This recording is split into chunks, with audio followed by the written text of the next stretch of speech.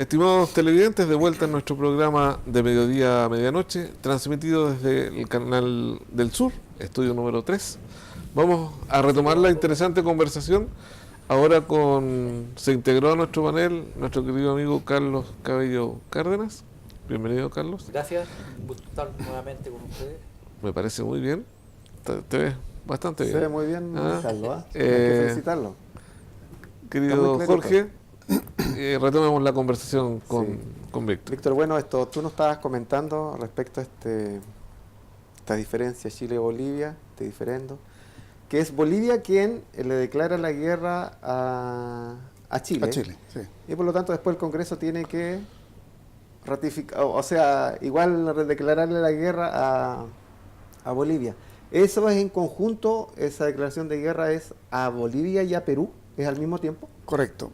Pasa lo siguiente, que cuando el presidente de Bolivia da la orden de que las empresas chilenas que están trabajando entre el paralelo 23 y el 24 sean incautadas para el Estado de Bolivia si es que no pagan esos 10 centavos por quintal, ahí es cuando reacciona el gobierno chileno y dice que se les va a defender a la empresa chilena.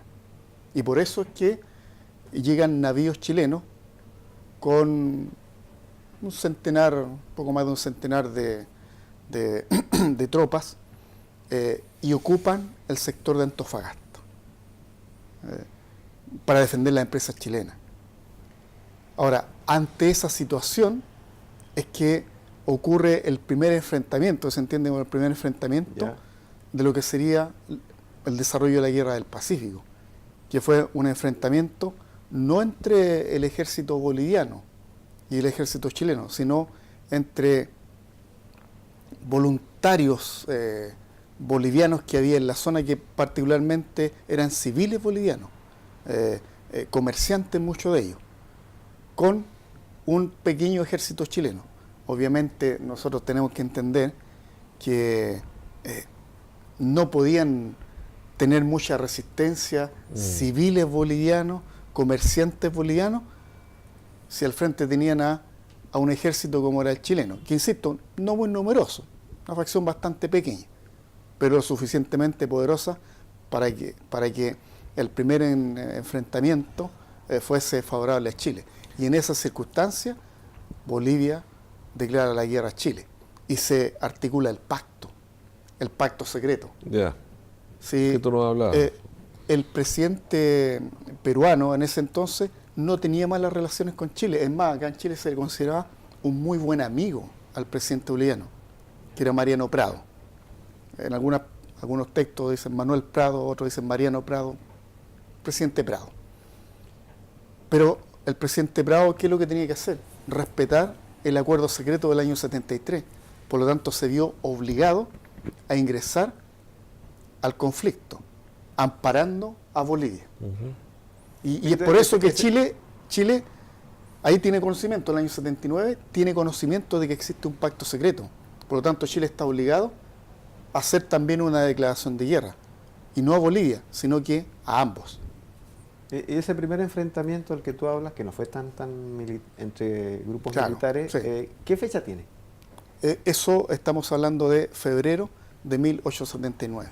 Víctor, yo tengo una duda al respecto igual, es que nosotros conocemos el conflicto... Para ser más exacto, 14 de febrero de 1879. 14 de febrero, sí. Correcto. El conflicto por la Guerra del Pacífico, conocemos más lo que pasó militarmente con Perú que con Bolivia. ¿Hubo estos enfrentamientos, batallas con chilenos contra bolivianos? Claro. Ese tema que tú acabas de señalar, Jorge, es súper importante, es relevante, porque la actuación del ejército boliviano y del gobierno boliviano fue particular, por decirlo de alguna manera. Efectivamente, el ejército boliviano, que en conjunto con el ejército peruano doblegaba en número al ejército chileno. Hay que decir que la población en ese entonces de Perú y Bolivia era más de 5 millones de habitantes. En circunstancias, Chile tenía 2.200.000 habitantes.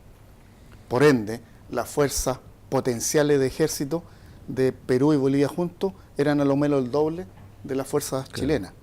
Sin embargo, el ejército boliviano se dispuso en el altiplano a participar de las primeras campañas en contra del ejército chileno. Pero al poco andar,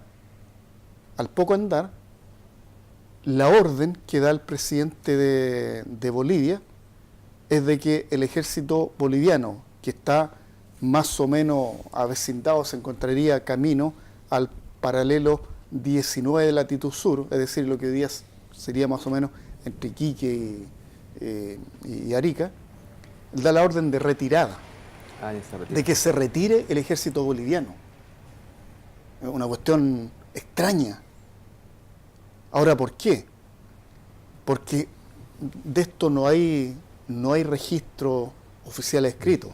Lo que se dice es que personeros chilenos se habrían comunicado con Bolivia diciendo que como el conflicto está desatado y hay ejército boliviano y peruano de por medio, si Chile ataca a peruanos, lo más probable es que Chile vaya a ganar esas batallas y se quede con aquel territorio.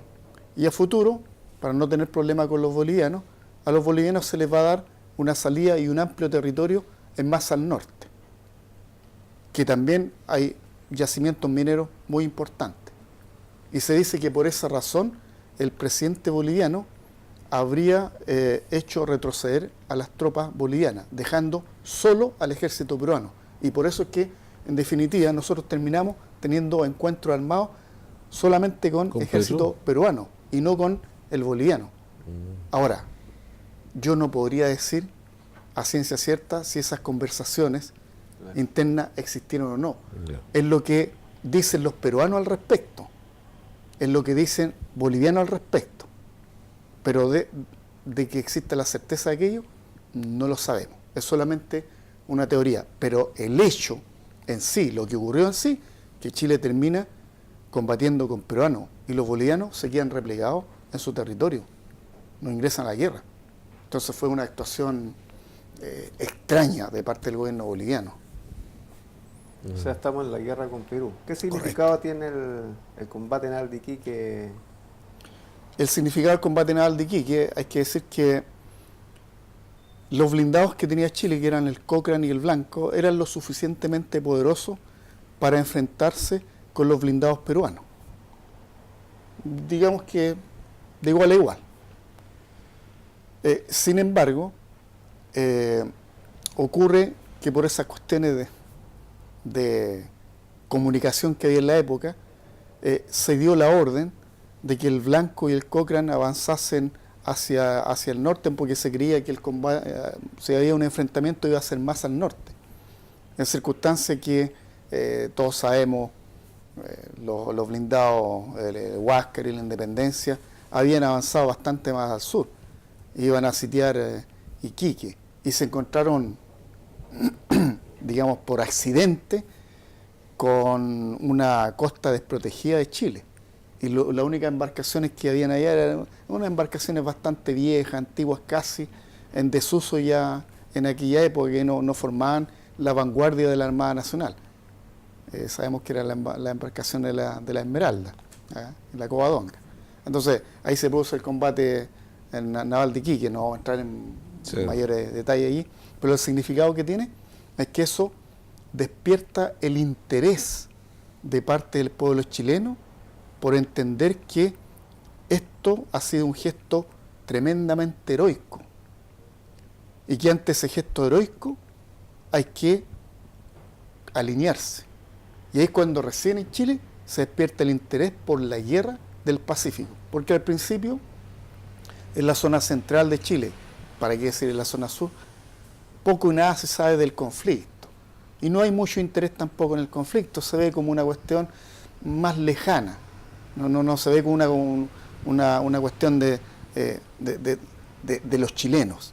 Pero el combate Iquique despierta el interés de los chilenos. Y ahí es cuando los chilenos dicen, yo me quiero alistar, quiero ir a combatir, y hay que defender Chile, hay que ir a la guerra, etc. Entonces es muy importante. Carlos, ¿tú quieres consultar algo?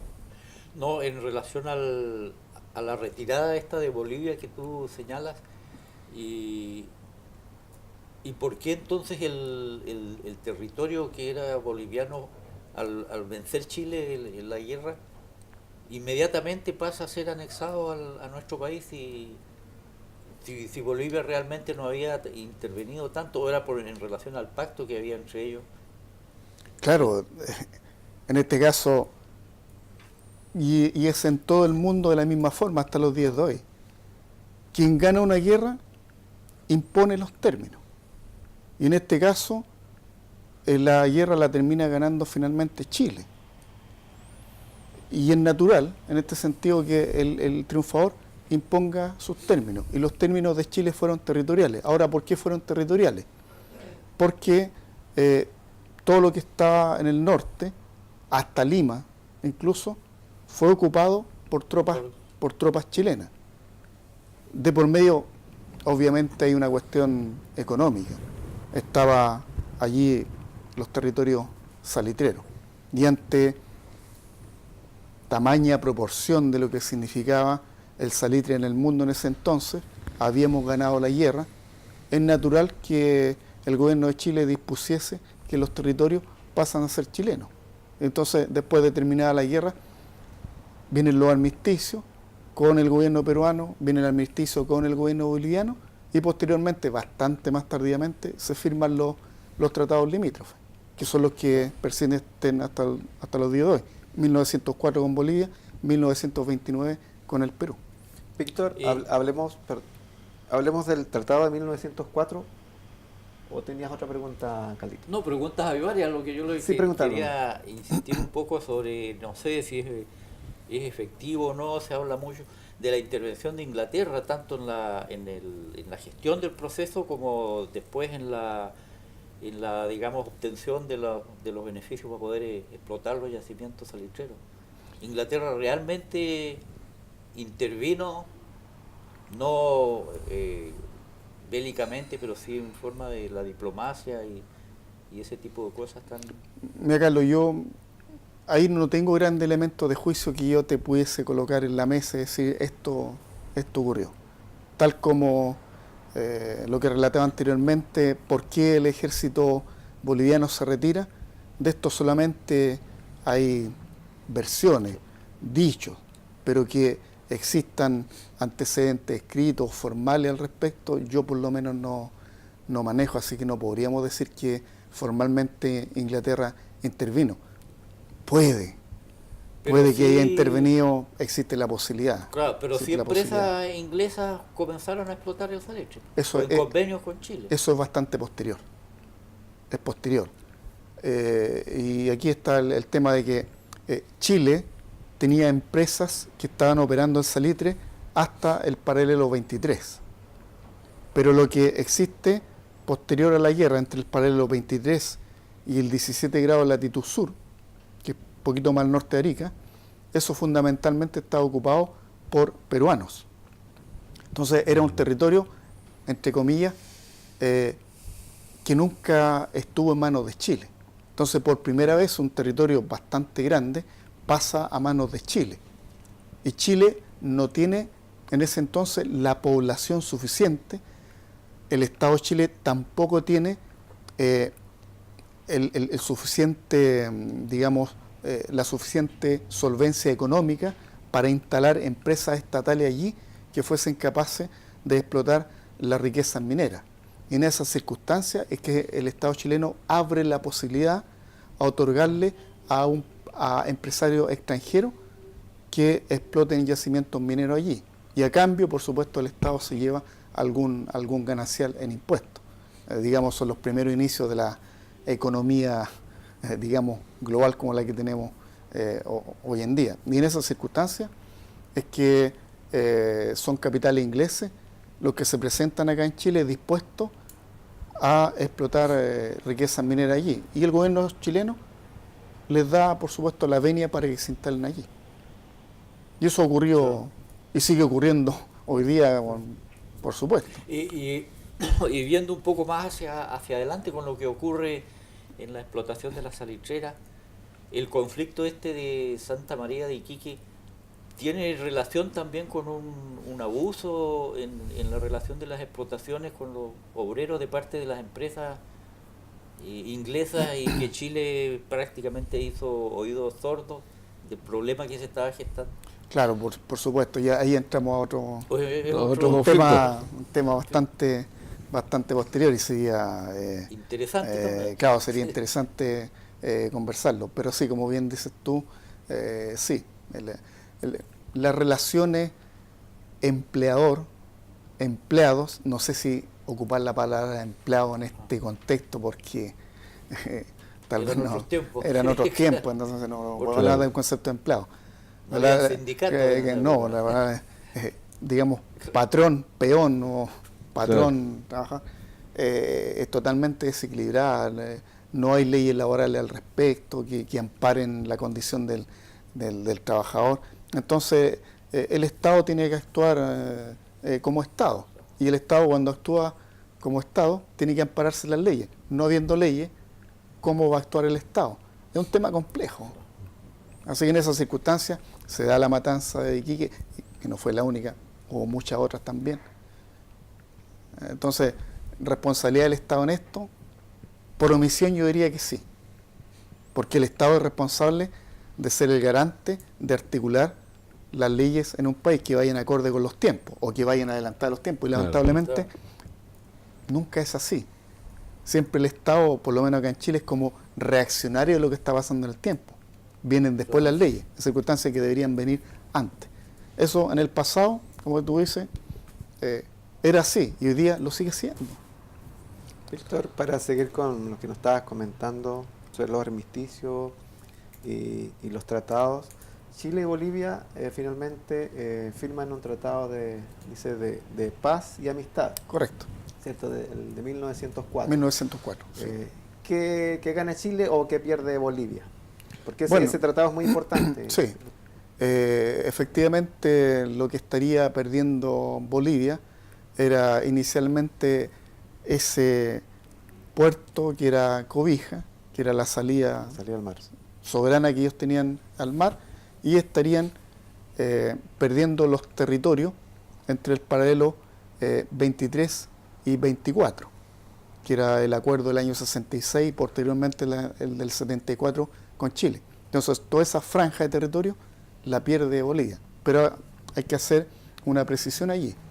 Cuando se dice Bolivia, dueño de aquellos territorios, sí, saquemos la cuenta. Entre 1866 y 1879, ¿cuántos años hay? Esos son los años en los cuales Bolivia efectivamente, de hecho y de derecho, tuvo salida al mar, entre esos paralelos. No es más que eso. Entonces es bastante poco. Y después, como lo hemos señalado acá, por un error del gobierno boliviano de no respetar el tratado de 1874, comienza el conflicto. Y cuando hay un conflicto, nos tenemos que tener las consecuencias. En un conflicto siempre va a haber uno que gane y el otro que pierda. En este caso, a Bolivia le tocó perder el conflicto. Podríamos haber sido nosotros también. Quizás es una pregunta que poco nos hacemos los chilenos. ¿Qué hubiese pasado si la guerra del Pacífico no la gana Chile y le hubiese ganado Perú y Bolivia? Hubiésemos tenido otro conflicto. El conflicto que probablemente hubiese venido después había sido entre los propios bolivianos y los peruanos. Y ante ese conflicto, solamente en el terreno de las especulaciones, lo más probable es que Perú haya ganado. Y los territorios bolivianos, que antiguamente era el Alto Perú, probablemente Bolivia hubiese dejado de existir. Esto en el terreno, por supuesto, de las especulaciones. Y nosotros hubiésemos seguido con el límite colonial Río Loa, aproximadamente paralelo 22. Bueno, el terreno, insisto, el terreno de las especulaciones, muchas cosas hubiesen pasado, pero... Exactamente. Claro. Ahora, desde el punto de vista político, geográfico, en la actualidad, todo lo que se sigue discutiendo, ¿no es cierto?, en tribunales internacionales en relación a Bolivia, es un retroceso en el sentido de que Bolivia entiendo, quiere soberanía sobre una parte del mar de Chile o está propiciando una salida al mar como un corredor transoceánico solamente para explotación comercial? Claro.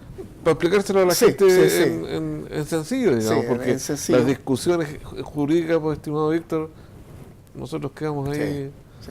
Nosotros obviamente no tenemos un montón de elementos de Claro. juicio jurídicamente hablando. Pero aquí hay un punto que yo diría interesante y clave. Cuando se firma el tratado con el Perú, hay una cláusula. Y la cláusula dice expresamente que el límite entre Chile y Perú no puede ser violado por una nación extranjera, Claro. ni ocupado por una nación extranjera, a menos que ese tercero dé la llave de acceso para aquello. Por lo tanto, aunque nosotros quisiésemos de motu propio entregarle una franja a los bolivianos, llámese en Arica, más al sur de Arica, o sea, asignarle una franja, ¿quién tiene la llave para decir sí, eso se puede hacer? Perú. Y Perú no está dispuesto. Y la pregunta es, ¿y por qué Perú no está dispuesto a firmar un acuerdo de este tipo?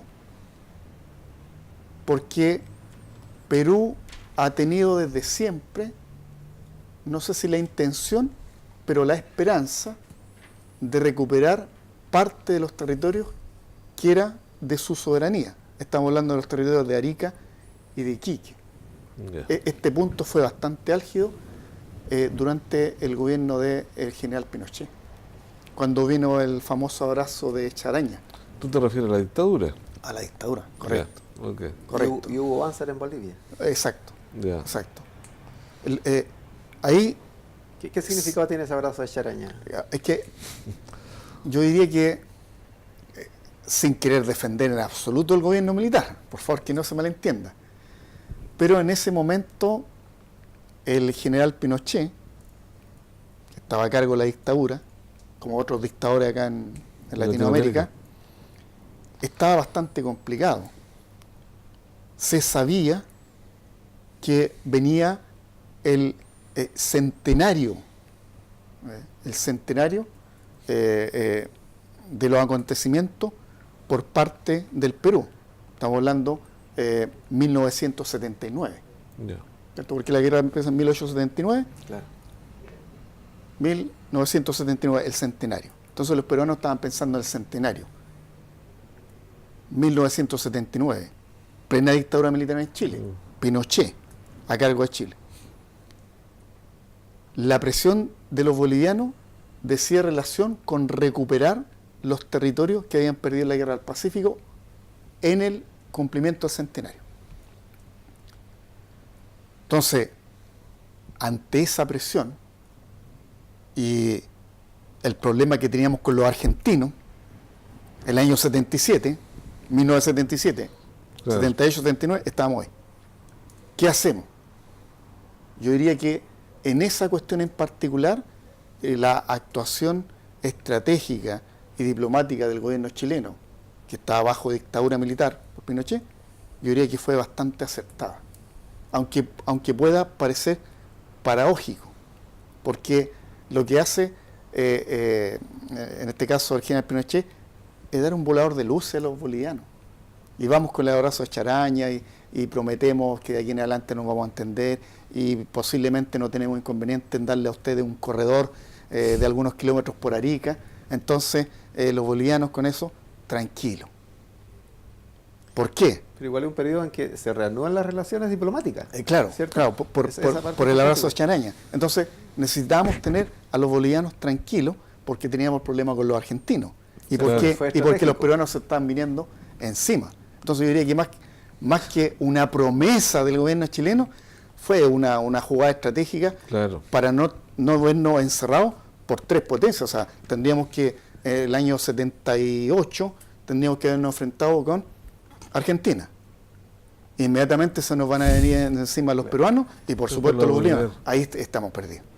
Entonces era complicado el tema. Claro, y claro, ahora en eso se ampara el gobierno boliviano para decir, ustedes nos prometieron, el general Pinochet, la dictadura militar, nos prometió que nos iba a dar un corredor, etcétera, etcétera. Era complicado, complicado. Frente a lo que preguntaba Boris, Víctor, Evo Morales demanda a Chile en la Corte Internacional, ¿verdad? Correcto. ¿En qué consiste esta demanda? ¿Qué es lo que quieren los bolivianos específicamente? Para que la gente lo sepa. Jurídicamente hablando, la demanda que se interpone ante el Tribunal de La Haya dice relación con establecer una mesa. De negociación. Una mesa de negociación para tratar el tema de soberanía marítima por parte del gobierno boliviano. Eso es todo. Ahora, en estas circunstancias, estamos a la espera de lo que diga el dictamen del tribunal. Claro. Víctor, otra pregunta. ¿Nosotros estábamos obligados a ir a la Corte de La Haya? Sí, Sí. sí estamos obligados. Sí. Esa fue una primera derrota diplomática, digamos, porque lo más bien la Corte podría haber no considerado la petición boliviana, ¿o no? Sí. Sí, la Corte podría haberla no considerado, pero en este caso la Corte la consideró. Ahora, ¿qué implicancia puede tener para Chile? Partamos de la base que nosotros absolutamente perdemos el juicio en La Haya, la demanda, perdemos la demanda. ¿Qué nos quedaría? Entablar la mesa de conversación con el gobierno boliviano para tratar el tema marítimo.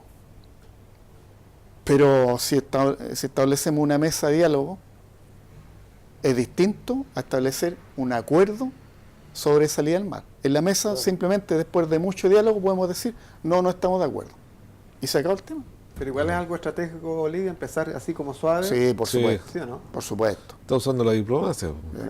Exacto, exacto. Entonces, Y en eso hay que decir que Evo Morales ha sido inteligente por un lado, bastante astuto. No sé si inteligente, pero muy astuto, porque convención internacional que ha habido, él siempre coloca el tema en la palestra, sin tener que estar el tema en la palestra, pero él hace presión internacional, ha colocado hasta artistas de por medio con la causa boliviana que no tienen mucho que hacer en el tema porque es un tema jurídico, pero ha hecho presión de esa forma. De esa forma, sí. Sí, Bueno, bastante astuto. Estimados, ¿Cómo viste la defensa de Chile en la última pregunta Es que que yo la el vi director bien. me está haciendo. Sí, sí. yo la vi bien, sí. Vamos Yo bien. quería hacer Sí. otro No, comentario, pero es más largo. pero, estimado Víctor, puede venir a otro programa tranquilamente. Sí, Se le- por Y- supuesto. se la dejo sí, planteada. sí, ¿Sí? Y después la memoria Plantéalo. no nos olvida. Es el hecho tan concreto de relacionarnos como hermanos dentro de los pueblos, sobre todo latinoamericanos, y que la realidad a veces desmiente esto. Por ejemplo, voy a lo que tú relacionabas de la situación casi guerrera que hubo con Argentina en el año 77, 78. Sí, 70. En que el pueblo prácticamente no se dio cuenta de que la situación era sumamente grave y que estuvimos Correcto, sí. prácticamente minutos de declararnos la guerra Sí. entre Chile y Argentina.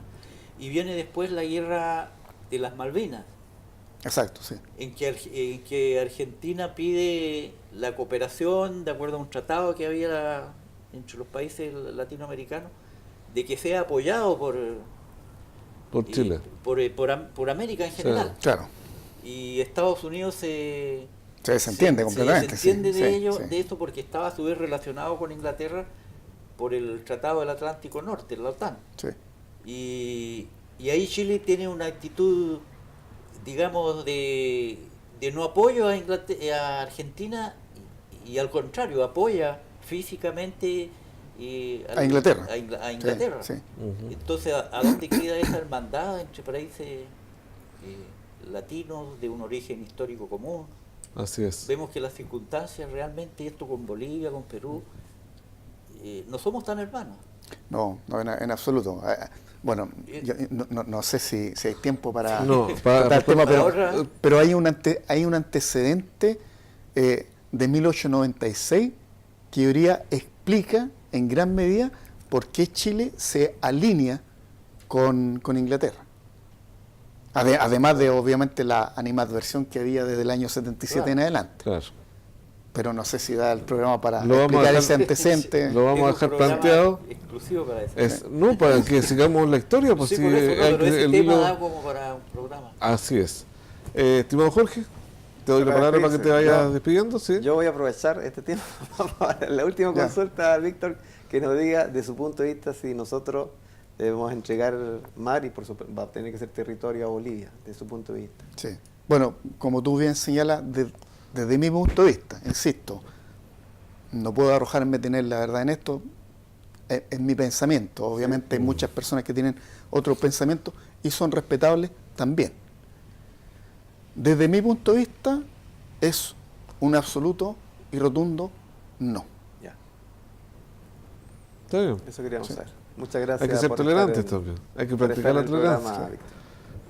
Muchas gracias Carlos, por la palabra invitación. para que te despidas. No, en realidad, en primer lugar, debo pedir disculpas a la teleaudiencia por mi atraso en llegar. Hubo razones relacionadas un poco con la salud mía, pero me encuentro contento de haber compartido con Víctor parte de esta conversación y que ha sido muy interesante y lo seguirá haciendo en otros programas para la información de nuestros telespectadores. Víctor, te doy la palabra. Sí, para que- bueno, agradecer la invitación al programa y decirles que me siento muy grato de estar acá y por supuesto tengo toda la disposición para estar en el programa las veces que ustedes me quieran invitar para conversar diferentes temas y colocar en la palestra algún elemento de juicio que pueda ayudar a formarse algún juicio en la comunidad, en quienes ven este programa. Muchas gracias a ti por tu tiempo. Estimados televidentes, estamos llegando al final de nuestro programa de Mediodía a Medianoche, que se transmite por el Canal del Sur los días sábados a las 23 horas, domingo 13 horas y 20 horas, lunes 21:30 después del noticiario central de Canal del Sur, y a partir del martes se sube a la plataforma de YouTube, también Canal del Sur Ancud. Dicho esto, saludos a nuestro gran amigo Geno Muñoz, que tiene barriga, tiene un problema de salud, que ahí estamos tirando energías positivas para que salga adelante. Nos estamos viendo en la próxima semana en un excelente programa con nuevos invitados. Hasta siempre.